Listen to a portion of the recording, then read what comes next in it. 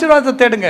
முதலாவது அவருடைய ராஜ்யத்தையும் அவருடைய நீதியையும் தேடுங்கள். அப்பொழுது இவைகள் எல்லாம் உங்களுக்கு கூட கொடுக்கப்படும். உங்களுக்கு இதெல்லாம் தேவைன்னு உங்கள் பரமபிதா அறிந்திருக்கிறார். வீடு வேணும், கார் வேணும், பங்களா வேணும்னா அது உங்களுக்கு தேவை என்றால், அது தேவை என்பதை பரலோகத்தின் தேவன் அறிந்திருக்கிறபடியால் தேவையானதை தேவையான வேளையில தேவையான அளவுக்கு தர அவர் போதுமானவர். விசுவாசிங்க. அல்லேலூயா. ஆமா. அப்போ கர்த்தருக்கு பயப்படுகிற மனுஷன் ஆசீர்வதிக்கப்படுவான். அதுல எந்த மாற்று கருத்தும் இல்லை. ஆபிரகாம் ஆசீர்வதிக்கப்பட்டான்.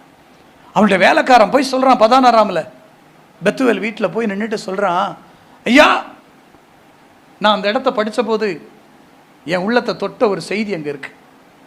16ஆமுக்கு வரும்போது எலெயாசார் ரொம்ப காலம் ஆபிரகாமோடு இருந்ததுனால ஆபிரகாமனுடைய குடும்ப சரித்திரம்லாம் தெரியும். இவர் என்ன பண்றார், 16ஆம்